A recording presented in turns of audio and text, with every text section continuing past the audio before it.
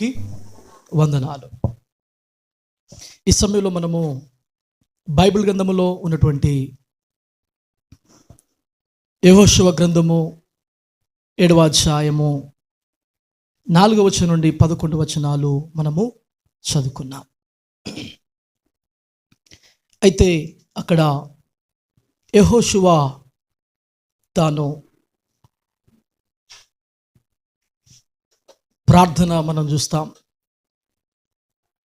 అయితే ఈ యొక్క 4వ అధ్యాయం నుంచి 11వ వచనం నుంచి మనము 11వ వచనం చదువుకున్నాం. ఇంకా తర్వాత కూడా దాని గురించిన వివరాలు చాలా ఉన్నాయి. అయితే దేవుని బిడ్డలారా, ఇశ్రాయేలు అనబడిన వారు వాగ్దాన దేశానికి వెళ్ళాలి గనుక వారు ఆయా సముద్రములు, ఆయా నదులు దాటుకుంటూ వెళుతూ ఉన్నారు. ఆ క్రమంలో అదే రీతిగా దేవుడు చెప్పినాడు, యెరికో పట్టణమును కూడా ముట్టడించాలి, దాన్ని కాల్చివేయాలి, ఎందుకంటే ఆ పట్టణం అంతా కూడా శపితమైంది గనుక అని దేవుడు ఆనాడు ఆ ప్రజలకు, ఇశ్రాయేల్ ప్రజలకు, ఇశ్రాయేల్ సైన్యానికి దేవుడు చెప్పినాడు. ఇశ్రాయేల్ సైన్యమునకు యెహోషువ నాయకుడుగా ఉన్నాడు. అయితే దేవుని బిడ్డలారా చూడండి, ఈ యొక్క యెరికో పట్టణం విషయంలో కూడా వారు జవును పొందినారు. యెరికో కోట కూడా అన్నీ కూడా కూల్చివేయబడ్డాయి. అయితే అక్కడి నుండి తిరిగి ఇంకొక పట్టణానికి వెళ్ళవలసింది, ఇంకొక పట్టణం మీద యుద్ధం చేయవలసింది కనుక ఆ పట్టణం మీదకి యుద్ధానికి వెళ్ళినారు. అయితే దేవుని బిడ్డలారా, ఆ యుద్ధానికి వెళ్ళినప్పుడు ఆ పట్టణం పేరు హాయి. చెప్పండి, పట్టణం పేరు ఏం పేరు చెప్పండి? హాయి పట్టణము. ఆ హాయి పట్టణమునకు వెళ్ళినప్పుడు ఆ హాయి పట్టణం మీద ఆ యొక్క హాయి పట్టణం గురించి రాయబడినటువంటి మాటలు ఈ రీతిగా రాయబడ్డది. కాబట్టి జనంలో ఇంచుమించు 3,000 మంది అక్కడికి వెళ్ళిరి, కానీ వారు హాయి వారి ఎదుట నిలవలేక పారిపోయిరి అని రాయబడ్డది. చూడండి, నిలువలేక ఆ యొక్క హాయి పట్టణం దగ్గర నిలువలేక పారిపోయినట్టుగా మనం చూస్తున్నాం. 3,000 మంది అక్కడికి వెళ్ళినారు. ఆ యొక్క హాయి పట్టణస్తులను చూసి, అనగా ఆ యొక్క అమోరీలను చూసి వారు పారిపోయినారు. చూడండి, పారిపోవడం మాత్రమే కాదు, పారిపోతున్న వారిని 36 మందిని పట్టుకొని వారిని యొక్క అమోరీయులు ఇశ్రాయేలులను 36 మందిని హతమార్చినారు, చంపినారు. ఇక్కడ దేవుని బిడ్డలారా చూడండి, ఈ యొక్క 6వ వచనం మనము చూస్తూ ఉన్నాం, 7వ వచనంలో కూడా మనము చూస్తూ ఉంటాం. దేవుని బిడ్డలారా, మనం గమనించినట్లయితే ఈ యొక్క హాయి పట్టణం మీద వారికి, ఇశ్రాయేలీయులకు అపజయము కలిగింది. చూడు దేవుని బిడ్డలారా, అంత మాత్రమే కాదు, పారిపోయినట్లుగా చూస్తుంటున్నాం. అంత మాత్రమే కాదు, అక్కడ మృత్యువాత జరిగింది. అనగా ఇశ్రాయేలీయులు, దేవుని బిడ్డలు అనబడిన వారు 36 మంది ఏమైనారు చెప్పండి? 36 మనుషులను హతము చేసిరి అని చూస్తుంటున్నాం. చూడండి, హతం చేసినారు. ఈ విషయము యెహోషువకు వినొచ్చింది. వీళ్ళు రాగానే యెహోషువ బట్టలు చింపుకొని తన ఇశ్రాయేల్ పెద్దల సాయంకాలం వరకు యెహోవా మందసం ఎదుట నేల మీద ముఖములు మోపుకొని తల మీద ధూళి పోసు, అయ్యో ప్రభువా, మమ్మను నశింపజేయునట్లు అమోరీయుల చేతికి మమ్మని అప్పగించుటకు ఈ జనులను ఈ యోర్దాను నీవెందుకు దాటించు, మేము యోర్దాను అవతలనే నివసించడం మేలు కదా అని తాను దేవునితో మాట్లాడుతున్నాడు. అయ్యో ప్రభువా, మాకెందుకు అపజయం కలిగేసినా? ఈ యొక్క అమోరీయుల చేతికి మమ్మల్ని ఎందుకు అప్పచెప్పినా?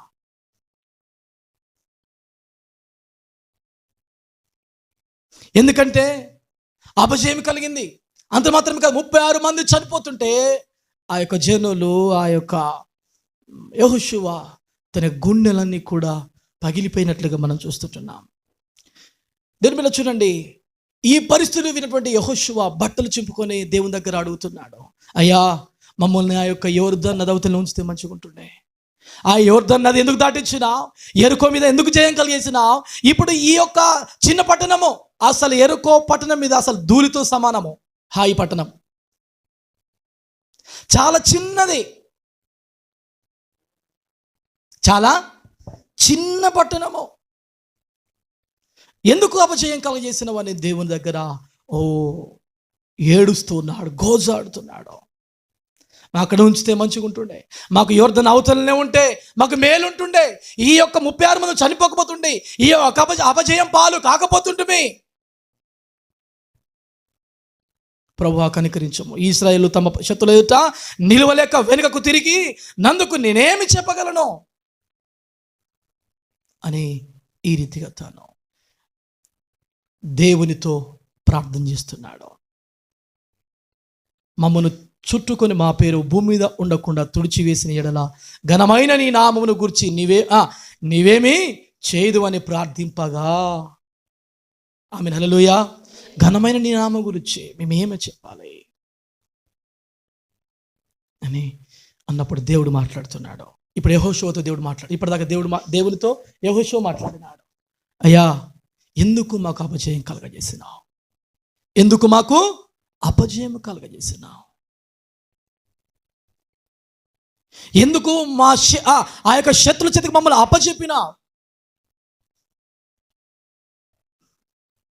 అని ప్రార్థించినప్పుడు దేవుడు మాట్లాడుతాడు. యెహోషువతో యెహోషువతో ఇట్లను 10వ వచనములో ఇట్లనను, లెమ్మో నువ్వేళ ఇక్కడ ముఖము నేల మోపుకుందువు, ఇశ్రాయేలు పాపము చేసి ఉన్నారు. చెప్పండి, ఏం చేసినారు? ఎందుకు ఈ యొక్క అపజయం కలిగింది?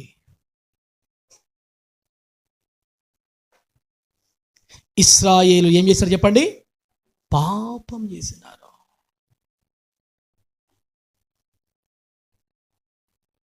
కనుక ఇశ్రాయేలు పాపం చేసిన నేను వారితో చేసిన నిబంధనలు వారు మీరి ఉన్నారు. శపథమైన దానిని కొంత తీసుకొని దొంగిలి బొంకి తమ సామానులో దానిని ఉంచుకొని ఉన్నారు. నువ్వు ఎందుకు ఏడుస్తున్నావు? నువ్వు ఎందుకు చేస్తున్నావు అని దేవుడు తనతో మాట్లాడుతున్నాడు. కాబట్టి ఇశ్రాయేలు శాపగ్రస్తులై తమ శత్రుల ఎదుట నిలవలేక తమ శత్రుల ఎదుట వెనుకకు తిరిగిరి. పాపం చేసినారు గనక, తప్పిదం చేసినారు గనక ఏమైనారు? పారిపోయిన స్థితిలో కనబడుతున్నారు, హతులైన స్థితిలో కనబడుతున్నారు, వెనుకకు తిరిగి వెళ్ళినటువంటి స్థితిలో కనబడుతున్నారు.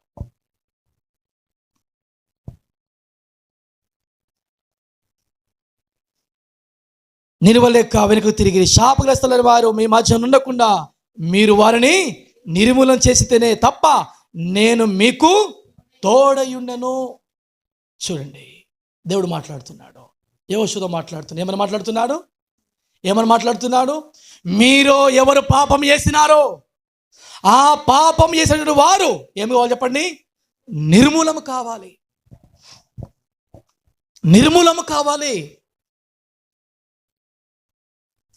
నిర్మూలమైతేనే నేను మీకు తోడుగా ఉంటాను. నేను ముందుగానే మీతో చెప్పినాను, మీరు ఏ పొరపాటు చేయకూడదు, ఏ పాపం చేయకూడదు, ఏ శపితమైన తాకకూడదు, దేన్ని కూడా ముట్టకూడదు, దేన్ని కూడా తాకకూడదు అని నేను ముందుగానే నేను చెప్పినాను. కానీ మీరు అదే చేసినారు.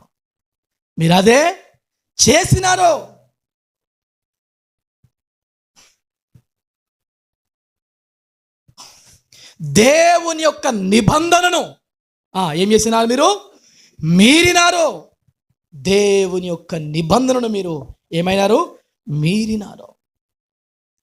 నువ్వు లేచి జనులను పరిశుద్ధపరచి వారితో ఇలాగూ చెప్పము, రేపటికి మిమ్మల్ని మీరు పరిశుద్ధపరచుకోండి. ఇశ్రాయేలు దేవుడని యెహోవా సెలవిచ్చిందేమనగా, ఇశ్రాయేలులారా మీ మధ్య శాపగ్రస్తమైన అదొకటి కలదు, మీరు దానిని మీ మధ్య ఉండకుండా నిర్మూలము చేయి వరకు మీ శత్రుల ఎదుట మీరు నిలవలేరు. నేను మీకు తోడుగా ఉండను. మీ మధ్య శపితమైనది ఉన్నది, అది నిర్మూలమైతేనే. ఒకవేళ అది నిర్మూలం కాకపోతే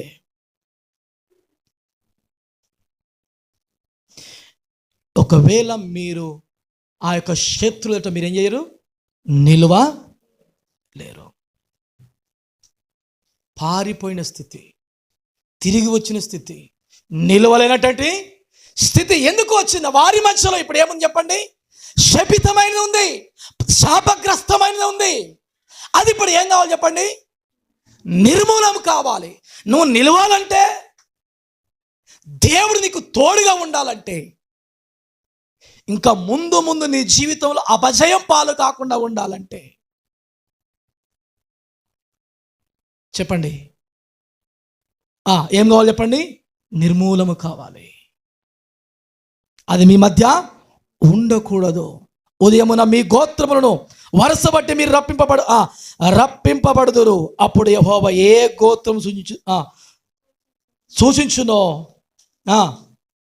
అది వంశముల వరుస ప్రకారము దగ్గరకు రావాలని యెహోవా సూచించు. వంశము కుటుంబం ప్రకారము దగ్గరకు రావాలని యెహోవా సూచించు. కుటుంబమును పురుషుల వరుస ప్రకారము దగ్గరకు రావాలని. అప్పుడు శపితమైనది ఎవని యొద్ద దొరుకునో వానికి కలిగిన వారినందరినీ అగ్ని చేత కాల్చివేయవలెను. ఏలయనగా వాడు యెహోవా నిబంధన మీరు ఇశ్రాయేలు దుష్కార్యము నిబంధనను మీరి ఇశ్రాయేలులో ఏం చేసినట? దుష్కార్యము చేసినవాడు అనెను. చేసినవాడు. చూడండి, దుష్కార్యం చేసినాడు. ఇప్పుడు దుష్కార్యం చేసిన వాడు మీరు ఉదయం లేవగానే 12 గోత్రం ఉన్నాయి కదా, గోత్రముల వారిగా వారిని ఏం చేయి? నీవు పిలువు. నేను ఏ గోత్రములోనైతే చూపిస్తానో వారిని ఏం చేయి? వానికి కలిగిన సంతానమును చెప్పండి. అక్కడ ఏమనుంది? శపితమైన దానిని ఎవరేదో దొరుకునో వానికి కలిగిన వారినందరినీ అగ్ని చేత కాల్చివేయవలను. ఇదే నిర్మూలము. నిర్మూలం అంటే ఎవరైతే శపితమైన దానిని తాకినారో, ఎవరైతే శపితం తీసుకొచ్చి ఇశ్రాయేలుల మధ్య ఉంచినాడో వాడు ఇప్పుడు ఏం కావాలా? వాని అందరూ, వాని సంతానము, వారి కుటుంబస్తులు అందరూ కూడా ఏం కావాలట? అగ్ని చేత కాల్చివేయవలను. ఏలైనగా వాడు యెహోవా నిబంధనను మీరినవాడు. యెహోవా నిబంధనను ఏం చేస్తాడు చెప్పండి? ఏం చేస్తాడు చెప్పండి? మీరినాడు. దుష్కార్యం చేసినాడు. చెప్పండి, ఏం చేసినాడు? దుష్కార్యం చేసినాడు. దుష్కార్యం చేసినాడు. దేని బిళ్ళరా 16వ వచనం. కాబట్టి యెహోషువ ఉదయంలో లేచి ఇశ్రాయేలు వారి గోత్రమును ఆ వరుస బట్టి దగ్గరికి రప్పించినప్పుడు యూదా గోత్రము పట్టబడెను. చూడండి, ఏ గోత్రం పట్టబడ్డ చెప్పండి? యూదా గోత్రం పట్టబడ్డది. ఈ మాట చాలా జాగ్రత్తగా గుర్తుపెట్టుకోండి.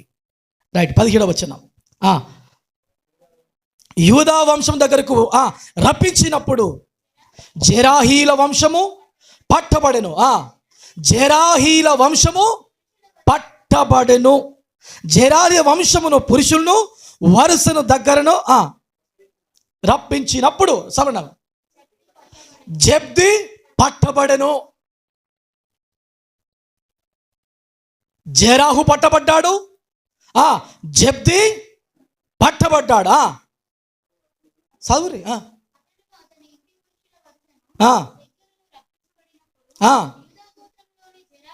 యూదా గోత్రంలోని జెరాహు మునిమడుమను జబ్ది మనమడును కర్మి కుమారుడైన ఆకాను పట్టబడెను. యూదా గోత్రము పట్టబడ్డది. జెరాహు పట్టబడ్డాడు, జబ్ది పట్టబడ్డాడు, కర్మి పట్టబడ్డాడు, తరువాత ఆకాను పట్టబడ్డాడు. ఆమేన్. హల్లెలూయా, హల్లెలూయా. శపితమైనది వారి మధ్య ఉంది. యూదా గోత్రము పట్టబడ్డది. యూదా గోత్రం ఇప్పుడు ఏం చేసింది? పాపము చేసినట్లుగా దేవుడు చూపిస్తూ ఉన్నాడు.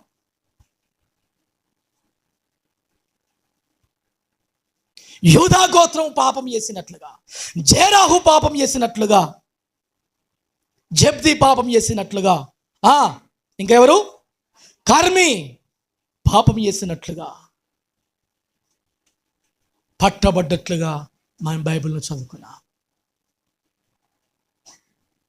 రైట్, చదవండి అమ్మా.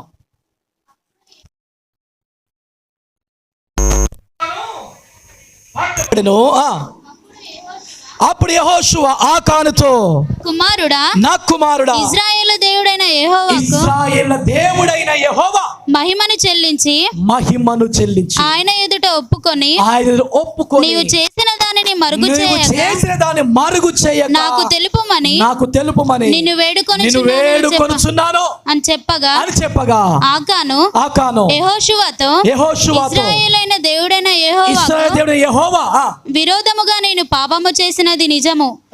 దేవుడు సొమ్ములో ఒక మంచి షీనారు పైవస్త్రమును 200 తులముల వెండిని 70 తులముల ఎత్తుగల ఒక బంగారు కమ్మిని నేను చూచి వాటిని ఆశించి తీసుకుంటేనే అదిగో నా డేరా మధ్య అవి భూమిలో దాచబడి ఉన్నవి. ఆ వెండి దాని క్రింద ఉన్నదని ఉత్తరమిచ్చి దాన్ని చేసిన దాన్ని అంతయు ఒప్పుకొనెను. ఆమేన్, హల్లెలూయా. దినవిలారా, చివరికి ఆకాను పట్టబడ్డాడు. చెప్పండి, ఎవరు పట్టబడ్డాడు చెప్పండి. హల్లెలూయా. మనసు చెప్తాం హల్లెలూయా. రెండు పైకెత్తి కట్టాలి చెప్తాం హల్లెలూయా. మనసు చెప్తాం హల్లెలూయా. ఇంకొకసారి చెప్తాం హల్లెలూయా. అందరికి చెమటలు వచ్చి ఆలిసిపోయినట్టుంది కదా. Right, okay. చూడండి, నేను కొంచెం ఇంకా ముందుకు వస్తున్నాను, కొన్ని నిమిషాల్లో ముగిస్తాను. ఓకేనా? జాగ్రత్తగా దేవుని యొక్క మాటలైతే మీరు వినండి. కర్మి కుమారుడైనటువంటి ఆకాను పట్టబడ్డాడు. ఆకాను అవన్నీ దగ్గర మైక్ ఆనందా ఆఫ్ చేయి. ఆఫ్ ఉందా? అది హమ్మింగ్ వస్తుంది, అది చూసుకోవచ్చు. Okay okay okay right right okay right, బయట సౌండ్ అట. Right, okay. చూడండి ఏమిటారా, ఈ యొక్క ఆకాను పట్టబడ్డాడు. ఆకానును అడుగుతున్నాడు. యెహోషువ అడుగుతున్నాడు. యెహోషువ ఆకానుతో, నా కుమారుడా, ఇశ్రాయేలు దేవుడని యెహోవాకు మహిమ చెల్లించి ఆయన ఎదుట ఒప్పుకొని నువ్వు చేసిన దాన్ని మరుగు చేయక నాకు తెలుపుమని నిన్ను వేడుకొనుచున్నాను చెప్పగా ఆకాను యెహోషువతో, ఇశ్రాయేలు దేవుడైన యెహోవాకు విరోధంగా నేను పాపము చేసినది నిజము. దోపుడు సొమ్ములో ఒక మంచి సీనారు వస్త్రము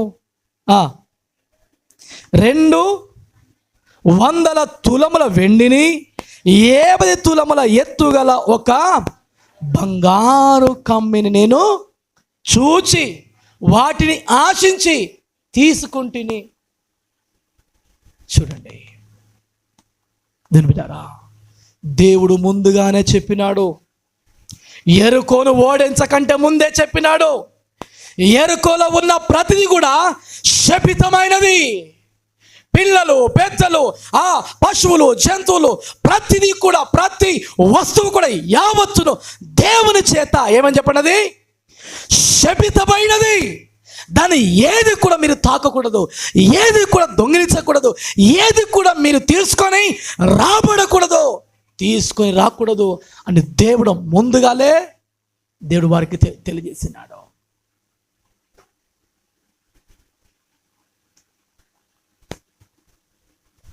దేవుని బిడ్డారా, ఈ రోజున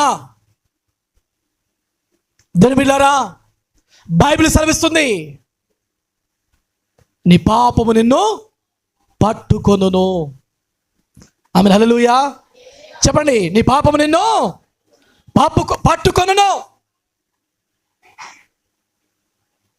సంఖ్యాకాండం 32:23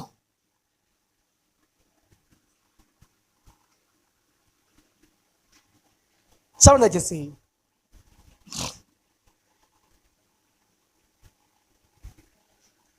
మీరు అట్లు చేయని యెడల యెహోవా దృష్టికి పాపము చేసిన వారగుదురు గనుక మీ పాపము మిమ్మును పట్టుకొనును అని తెలుసుకొనుడి.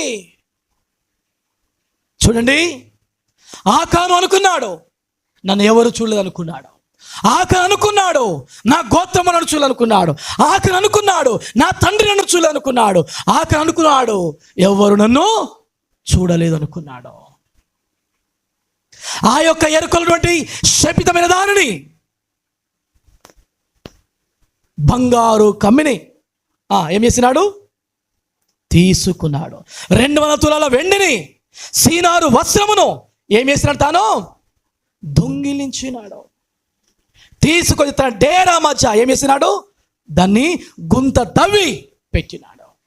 చూడండి మిలారా, తాను చేసిన పొరపాటు, తాను చేసిన తప్పిదం ఆ యొక్క ఇశ్రాయేలు సైన్యానికి అపజయం కలగజేసింది.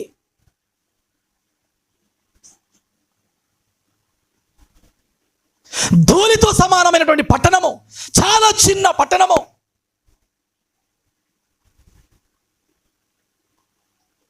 అపజయం పాలైనారు దేవుని బిడ్డ బిడ్డలో.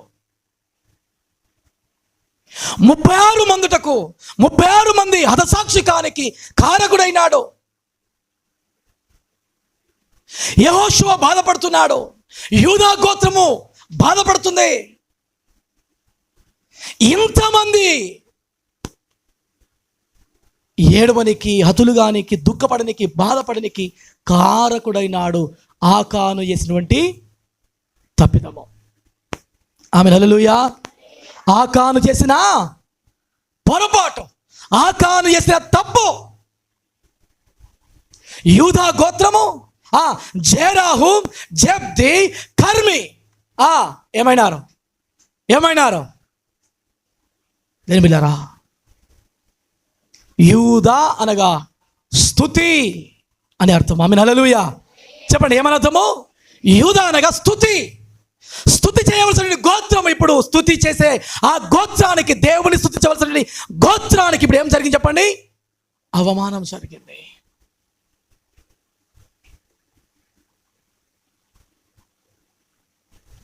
జేరాహు అనగా ప్రకాశమానమైన అని అర్థము. చెప్పండి, ఏమని అర్థము? ప్రకాశమానమైన అని అర్థము. జబ్ది అనగా పరిశుద్ధపరచబడిన వాడు అని అర్థము. పరిశుద్ధపరచబడిన అని అర్థము. కర్మి అనగా ద్రాక్ష వనము అని అర్థము. ఆకాను అనగా బాధపరచువాడు.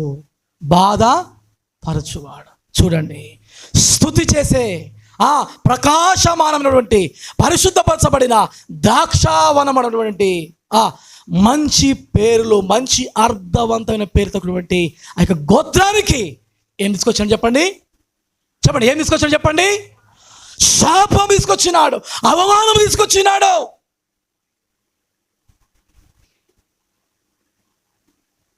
మరి అపజయం కలగగానే మరి ఈ యొక్క ఆకాను చెప్పవచ్చు, ముందుగానే వచ్చి అయ్యా ఆ పాపం నేను చేసినాను, అయ్యా ఆ తప్పిదం నేను చేసినాను అని చెప్పవచ్చు.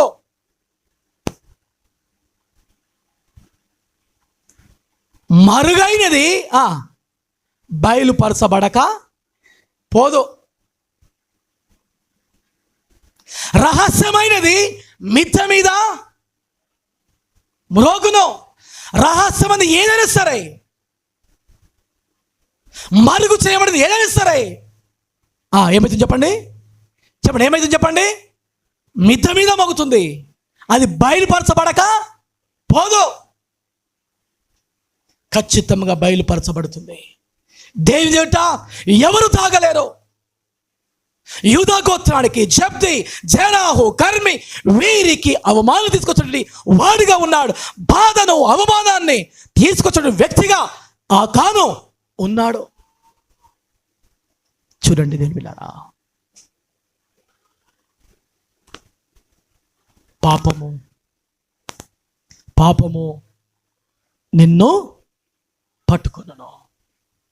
ఆమె హల్లెలూయా. పాపము నిన్ను పట్టుకొనును. పాపము నిన్ను పట్టుకుంటున్నది. పాపము నిన్ను విడిచిపెట్టదు. గనుక రహస్యమైనది, మరుగైనది మన జీవితంలో ఏమున్నా, రహస్యమైనది ఏమున్నా ఖచ్చితంగా ఒక దినం మిగతా మీద మోగుతుంది. అది బయలుపరచబడకపోదు. కనుక మన ఆత్మీయ జీవితంలో ఇలాంటి పరిస్థితి రాకడం ముందే దేవుడు బాధపడ్డాడు. ఆ యొక్క ప్రజలు బాధపడుతున్నారు. యూదా గోత్రం బాధపడుతుంది. యెహోషువ అయితే బట్టలు చింపుకొని ఏడుస్తూ ఉన్నాడు. ఇశ్రాయేలు అందరూ కూడా బాధపడుతున్నారు. ఇశ్రాయేలుకు దేవుని ప్రజలకు అవమానం కలిగింది. ఏడుస్తున్నారు. చేసింది పొరపాటు ఒక్కడే, చేసిన తప్పు ఒక్కడే. దేవుని బిడ్డలారా, సంఘములో సమాజంలో బతుకుతున్న మనము, సంఘములో మనం విశ్వాసిగా ఉన్నాం, సంఘములో క్రైస్తవులుగా ఉన్నాం. మన జీవితంలో ఒక్కరు పొరపాటు చేసినా సంఘానికి అవమానం, ఒక్కరు తప్పిదం చేసినా సంఘానికి అపకీర్తి, దేవుని యొక్క నామము అవమానపరచబడుతుంది.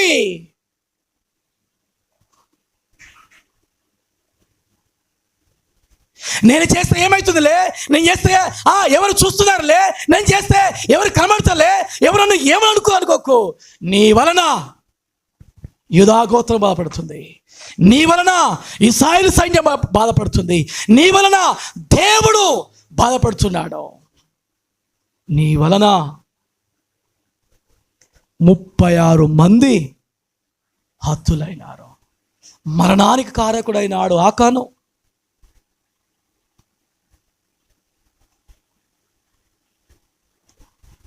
కొన్నిసార్లు మన జీవితంలో, మన వ్యక్తిగత ఆలోచనలు, మన వ్యక్తిగత తలంపులు, మన వ్యక్తిగత మాటలు, మన వ్యక్తిగత జీవితము నాకేంది అన్నట్టు కొన్నిసార్లు మన జీవితంలో మనము చూస్తుంటాం. అది సంఘానికి అవమానం తీసుకొని వస్తుంది. దేవుని యొక్క నామానికి అపకీర్తి తీసుకొని వస్తుంది. అందరికీ అది బాధను మిగులుస్తూ ఉన్నది.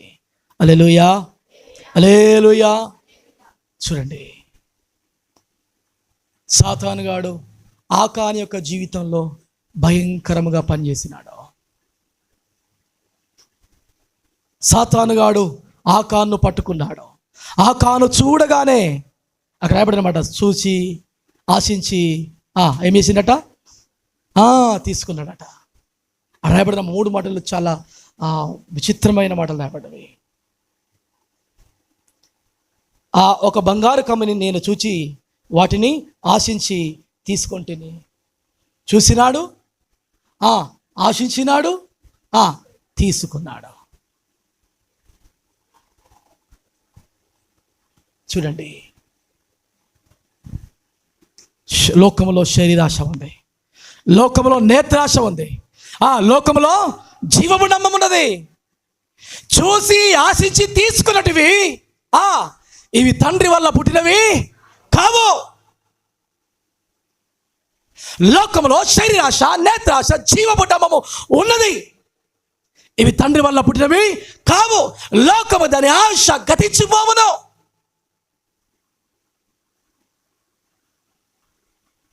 లోకము దాని ఆశ ఏమైతుంది చెప్పండి, గతించిపోతున్నది.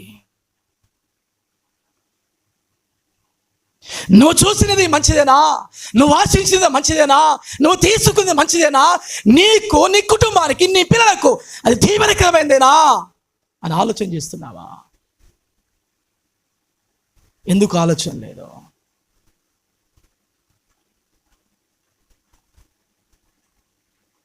ఎందుకు నువ్వు ఆలోచన చేయడం లేదు? సాతానుగాడు వచ్చినాడు, అవను మోసం చేస్తున్నాడు. ఆదికాండం 3వ అధ్యాయము 2, 3, 4, 5 వచనాలు చదివి సహాయం చేయండి దయచేసి.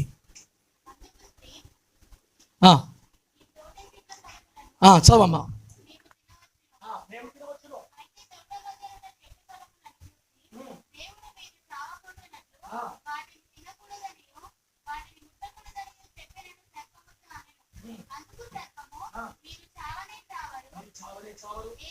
ఏలయనగా మీరు చావనే చావరు, ఏలయనగా వారు తిరిగినవునా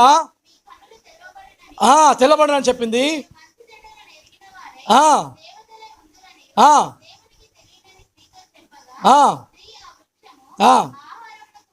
ఆహారం మంచిదియో కన్నులకు అందమైనది, వివేకము ఇచ్చు రమ్యమైనది ఉండుట చూచినప్పుడు ఆమె దాని ఫలములలో కొన్ని తీసుకొని తిని తనతో పాటు తన భర్తకు ఇచ్చిన. అతడు కూడా తినెను. చూడండి, అన్నాడు. చూడగానే తినాలనిపించింది.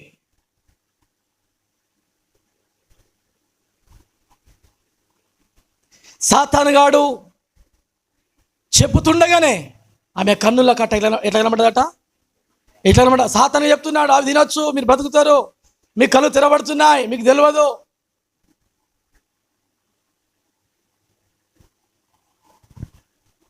అని అపవాది వచ్చి మీరు చావనే చావరు, మీ కన్నులు తెరవబడును, మీరు మంచి చెడులు ఎరిగి దేవదూతల వలె అయితారు అనగానే వెంటనే ఆ స్త్రీకి ఆ వృక్షము ఆహారము మంచిదియు కన్నులకు అందమైనదియు వివేకమిచ్చు రమ్యమైనదై యుండుట చూచినప్పుడు ఆమె తిన్నది, కొన్ని తెంపుకున్నది, తిన్నది, తీసుకొచ్చి భర్తకు ఇచ్చింది. దీని బిళ్ళారా, చూపు. అందుకని నేత్రాశ అని అన్నాడు. ఏమని చెప్పండి?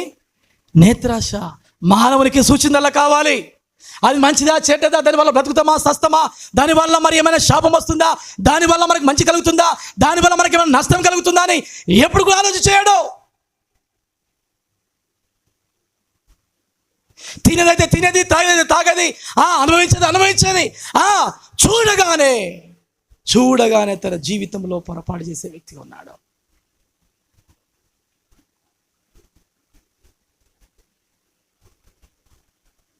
దేని బిళ్ళారా, నువ్వు చూసిందల్లా మానవుడు కావాలనుకుంటున్నట, చూసిందల్లా కావాలి అనుకుంటున్నట. మరి బైబిల్ సెలవిస్తుంది, శరీరాశ, నేత్రాశ, జీవపు, ఇవి తండ్రి వల్ల పుట్టినవి. చూసింది, తిన్నది, పోయి దేవతల వల్లే అవుతారనగానే అట్లానా అనుకొని తిని పోయి తండ్రికి ఆ యొక్క భర్తకి ఇచ్చేసింది. పాపము అప్పటి నుండి ఇప్పటి వరకు కొనసాగుతూనే ఉన్నది.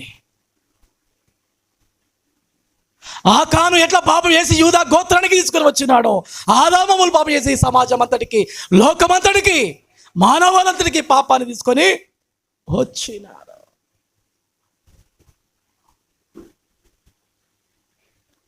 దుర్బిలారా, దేవుడు నిన్ను చూస్తున్నాడు. నువ్వు ఏమి చేస్తున్నావో చూస్తున్నాడు, నువ్వు ఎట్లున్నావో చూస్తున్నాడు.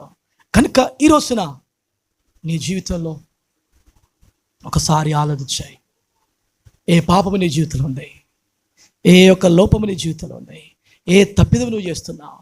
నీవు విశ్వాసివై ఉండి నువ్వు బాప్తిసం తీసుకొని ప్రభువులో పాలు పొంచు. ఏదైనా దేవునికి ఆయాసకరమైనది, దేవునికి ఇష్టం లేనిది, పొరపాటు, తప్పిదము, పాపము చేసినట్లయితే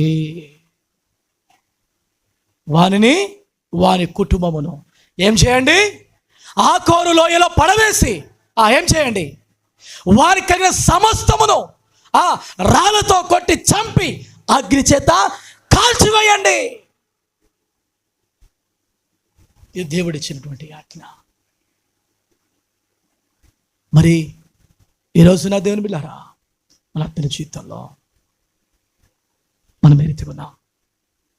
ఆకాను లాంటి తప్పిదములు, ఆకాను లాంటి పొరపాట్లు మన జీవితం మనం చేస్తున్నామేమో, చూసి ఆశించి తీసుకున్నామేమో, అనుభవిస్తున్నామేమో, దాన్ని చేసినామేమో, ఆ పాపం వెంట పరిగెడుతూ వెళుతున్నామేమో. పాపం వల్ల వచ్చు జీతం మరణం. పాపం వల్ల వచ్చు జీతం మరణము. దేవుడు నిన్ను చూస్తున్నాడు. కళ్ళు కప్పి, దేవుని యొక్క కళ్ళు కప్పి నీవు నీ జీవితంలో ఏమి కూడా చేయలేవు. దేవుని ఎట నువ్వు దాగలేవు. కనుక ఈ రోజున దీని బిళ్ళారా, ఆకాని యొక్క జీవితంలో దేవుని యొక్క మాటను ధిక్కరించినాడు, దేవుని యొక్క నిబంధనను మీరినాడు. నువ్వు బాప్తిని తీసుకొని పొరపాట్లు తప్పిదము చేస్తున్నావంటే దేవుని యొక్క నిబంధనను నీవు మీరినట్లు, దేవునికి నీవు వ్యతిరేకముగా నువ్వు పాపం చేసినట్లు, నీవు దేవుని యొక్క దుష్కార్యము చేసినట్లు ఏవి నీ జీవితంలో ఉన్నట్లయితే నువ్వు నిలవలేవు. నువ్వు తిరిగిపోయే స్థితిలో ఉంటావు, నువ్వు పారిపోయే స్థితిలో ఉంటావు. నీకు అవమానం జరుగుతుంది. ఇంకా కూడా పొరపాటు తెలుసుకోకుండా నీ జీవితంలో నీవు నటిస్తూ బ్రతికినట్లయితే నిర్మూలం చేయబడతావు. బైబిల్ ఏమని సెలవిస్తుంది? నిర్మూలం చేసేంత వరకు నేను మీకు తోడుగా ఉండను అంటున్నాడు. నీ వ్యక్తిగత జీవితంలో, నీ కుటుంబ జీవితంలో ఏ తప్పిదం ఉన్నా, ఏ పాపం ఉన్నా నువ్వు ఒప్పుకోవాలి. ఒప్పుకుంటేనే ఆ పాపము నిర్మూలమైతేనే దేవుడు నీకు తోడుగా ఉంటాడు. నువ్వు శత్రువు ఎట్ట నిలబడగలవు, అపవాది నిలబడగలవు, అపవాది ఎదుటను జయమును చూడగలవు. లేకపోతే లేదు. నా ప్రియ సహోదరి సహోదరుడా, ఈరోజు నేర్చుకున్నా పాపము నిన్ను పట్టుకున్నావు, ఆ పాపాన్ని నీవు కప్పుకొనక ఒప్పుకుంటే ఈరోజున దేవుడిని క్షమించడానికి సిద్ధంగా ఉన్నాడు. ఆమె హల్లెలూయా, హల్లెలూయా. యూదా అనగా చెప్పండి ఏంటిది? స్తుతి. జెరహు అనగా చెప్పండి ప్రకాశమానమైన. జబ్ది అనగా ఆ పరిశుద్ధపరచబడిన వాడు. కర్మి అనగా ద్రాక్ష వనము. మంచి అర్థవంతమైన కుటుంబము, అర్థవంతమైన వంశము, గొప్ప వంశము. ఆ గోత్రము దావీదు వంశము. ఆ గోత్రంలో యేసు ప్రభువారు జన్మించినాడు. గొప్ప వంశము. ఆమె హల్లెలూయా. గొప్ప వంశానికి అపకీర్తి తీసుకొచ్చినాడు. గొప్ప పేర్లకు అవమానం తీసుకొచ్చిన వాడిగా ఉన్నాడు ఆకాను. ఆమె హల్లెలూయా, హల్లెలూయా. నీ జీవితంలో వాగ్దాన భూమికి నువ్వు చేరాలంటే, వాగ్దాన భూమిని స్వతంత్రించుకోవాలంటే, ఆ కానానికి నువ్వు చేరాలంటే, ఏ యొక్క రహస్య పాపము నీ జీవితంలో ఉన్నా ఈ రోజున దేవుని దగ్గర నువ్వు ఒప్పుకోవాల్సిందే. ఆమె హల్లెలూయా. అప్పుడు నీవు ఆ పరమ కానానికి నీవు హక్కుదారుడవు. ఆమెన్. గట్టిగా ఒకసారి ఆమెన్. మనసైతమా ఆమెన్. హల్లెలూయా, హల్లెలూయా. మీరు బిడ్డారా, ఈరోజున దేవుడు మనతో మాట్లాడుతున్నాడు. ఆకాను చేసిన పొరపాటు, ఆకాను చేసిన తప్పిదం మన జీవితంలో ఉన్నట్లయితే దేవుని దగ్గర ఒప్పుకుందాం, దేవుని దగ్గర ఒప్పుకుందాం. Amen hallelujah. లేకపోతే ఆయన 36 మందికి కారణమైనాడు. ఇశ్రాయేలు సైన్యానికి అపజయం తీసుకొచ్చినాడు. యెహోవా కన్నీళ్లు విడుచు దేవుని దగ్గర ఏడుస్తూ ఉన్నాడు. దేవుడు కూడా బాధపడుతూ ఈ యొక్క ఇశ్రాయేలు నా మీదకి తిరగబడ్డారు, నా యొక్క నిబంధనను మీరు బాధపడుతూ ఉన్నాడు. అవమానం జరిగింది, అవమానము, అపకీర్తి వచ్చింది. యూదా గోత్రము దేవుని గోత్రం. ఆమె హల్లెలూయా. యూదా ఆయన తిరిగి వచ్చేటప్పుడు యూదా గోత్ర సింహముగా ఆయన తిరిగి రాబోతున్నాడు. హల్లెలూయా.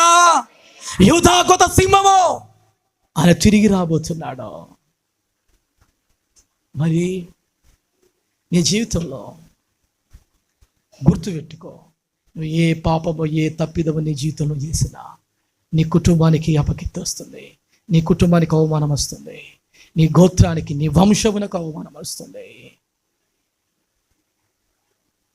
నువ్వు నమ్మిన దేవునికి అవమానం తీసుకుని వస్తున్నా కనుక ఈ రోజున దేవుని దగ్గర ఒప్పుకుంటావా? అతిక్రమలు దాచిపెట్టువాడు వర్ధిల్లుడు, వాటిని ఒప్పుకొని విడిచిపెట్టువాడు దేవుని యొక్క కనికరం పొందును. నువ్వు దాగుతా అనుకుంటున్నావా? దేవుని దగ్గర దాగలేవు. అతిక్రమం దాచిపెడతా అనుకుంటున్నావా? దాచిపెట్టకు, ఒప్పుకో.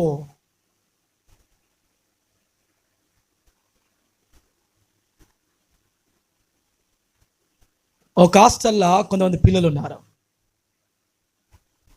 అందులో ఒక పిల్లగాంది, వాళ్ళందరూ కూడా అనాథాశ్రయం, వాళ్ళందరూ కూడా అనాథలే. ఒక పిల్లగాంది ఆ పెన్నులకు సంబంధించిన ఆ కిట్ అంతా కూడా ఎవరో తీసుకున్నారు. వచ్చి అక్కడ నాయకునికి అక్కడ చూసినటువంటి ఆ యొక్క అతనికి చెప్పినారు, అయ్యా నా పెన్నులు అన్నీ కూడా ఎవరో తీసుకున్నారు అని. వాడు ఏడుస్తూ ఉన్నాడు. అరే ఏం కదరా నువ్వు ఏడవకు, ఖచ్చితంగా అది దొరుకుతుంది, నువ్వేం ఏడవకు, నీ ఖచ్చితంగా నేను నీకు ఇస్తా అని అందరిని పిలిచి అడుగుతున్నాడు. ఏమని అడుగుతున్నాడంటే, అరే నేను మిమ్మల్ని ఏమన్నా ఇగో ఇతన్ని మీరు ఎవరైనా తీసినట్లయితే ఆ పెన్నులో మీరు తీసి ఇచ్చేయండి అని అంటే ఎవ్వరు కూడా ఇవ్వడము లేదు. 5 నిమిషాలు అయింది, 10 నిమిషాలు అయింది, ఎంత చెప్పిన వారు ఎవడు కూడా అస్సలు వినడం లేదు. ఇక మేము ఎవరము చేయలేదు అన్నట్లుగానే అందరూ లేదు మేము తీయలేదు అన్నట్టుగా ఉన్నారు. అయితే ఆయనకు ఒక ఆలోచన వచ్చి ఏం చేసిండంటే, జానడంతా ఒక పుల్ల వారి చేతిలో పెట్టిండు. ఏం చేసిండు? జానడంతా పుల్ల అందరికి ఇచ్చిండు. అందరికి ఇచ్చి, అరే ఈ ఆస్తుల చుట్టూ మీరేం చేయండి, 10 రౌండ్లు వేయండి, ఎవరైతే దొంగతనం చేసిర్రో వాళ్ళ పుల్ల బెత్తడంతా ఎక్కువ అవుతుంది అని చెప్పిండు. చెప్పండి ఏం చేసినాడు? ఎవరైతే దొంగతనం చేసినారో వారి చేతిలో ఉన్నటువంటి ఆ పుల్ల బెత్తడంతా ఏమవుతుంది? జానిచ్చినాడు పుల్ల. ఈ చుట్టూ తిరగంగానే 10వ రౌండ్ కల్లా వారి పుల్ల ఏమవుతుందంటే బెత్తడంతా ఎక్కువ అవుతుంది అని అన్నాడు. అని వారికి ఇచ్చినాడు. అందరు రౌండ్లు కొడుతున్నారు. కొట్టంగా ఈ దొంగతనం చేసిన వ్యక్తికి మనకు ఆలోచన వచ్చింది, అరే ఎట్లా మరి, ఇప్పుడు నేను ఏమైపోతా? దొరికిపోతా. ఇప్పుడు నా పుల్ల ఏమవుతుంది? నా పుల్ల బెత్తడంతా పెద్దగా అవుతుంది అని ఏం చేసిందంటే, ఎట్లా పెద్దగా అవుతుందని చెప్పి ఆ బెత్తడంతా ఇరిచేసిండు ముందుగానే. అర్థమైందా? ముందుగానే ఏం చేసినాడు? ఆ బెత్తతో కొత్త పెట్టుకుని విరిచేసినాడు. ఇక చుట్టూ ఇక తిరుగుతున్నాడు. వీని పుల్ల ఏమైతలేదు, పెద్దగా అయితే లేదు. మరి ఆయన ఏం చెప్పినాడు? పెద్దగా అయితే మరి దొంగతనం చేసింది నేనే అని చెప్పి ఇక తిరిగిండు అంత అందరూ చాయ్ పుల్లలు ఇయ్యరా అని చెప్పినారు. తీయంగానే అన్నిటికంటే బెత్తడు తక్కువ ఉంది. ఎవరిది? దొంగతనం చేసిన వ్యక్తిది. వాళ్ళకి అర్థం కాలే. ఆయన చెప్పింది విన్నాడు, చేసినాడు. ఆయన తెలుసు దొంగ దొరకాలంటే ఈ విధంగా చేస్తే ఖచ్చితంగా దొరుకుతారని. ఆ బెత్తడు, అరే నువ్వే దొంగతనము చెప్పిన, నేను మీతో అబద్ధం ఆడినా. ఏం చేసినా? ఎందుకంటే మీరు అబద్ధం ఆడుతున్నారు, మీరు చెప్తలేరు కదా. ఖచ్చితంగా ఇప్పుడు ఆయన అయితే ఇందులోకైతే ఎవరు రాలే, ఉన్నది మీరే. ఇంకా అది ఎటు పోతుంది? ఎటు పోదు. నేనా ఇక మీరా, అంతే కదా. అయితే అందుకే నేను పెట్టినా, అరే నువ్వు తీసినావు ఇక్కడ తీసుకో. వాడు ఏడ్చుకుంటూ తీసుకొచ్చి ఇచ్చేసినాడా?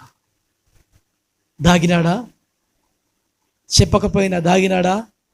క్రియ ఏం చేసింది? చేసిన పని ఏం చేసింది? పట్టించింది, అప్పచెప్పింది. మన పొరపాటు మనం దాచుకుంటే, మన మాట ద్వారా కావచ్చు, మన పనుల ద్వారా కావచ్చు, మన నడత ద్వారా కావచ్చు, మన చేష్టల ద్వారా కావచ్చు, మన తిరుగుతున్నట్టు విధానాన్ని బట్టి కావచ్చు, నువ్వు పాపివి అని దేవుని నిరూపించబడతావు. దాగలేవు, నీ పాపము నిన్నో పట్టుకొనను. అతిక్రమం దాచిపెట్టువాడు వర్ధిల్లును, వాటిని ఒప్పుకొని విడిచిపెట్టువాడు చెప్పండి దేవుని యొక్క కనికరము పొందును. తన అతిక్రమకు పరిహారము నొందినవాడు, తన పాపములకు ప్రాయచిత్తము నొందినవాడు ధన్యుడు. ఆమేన్, హల్లెలూయా. దేవుని బిడ్డలారా, నీ పాపాన్ని ఒప్పుకొని ధన్యకర జీవితాన్ని జీవిస్తావా?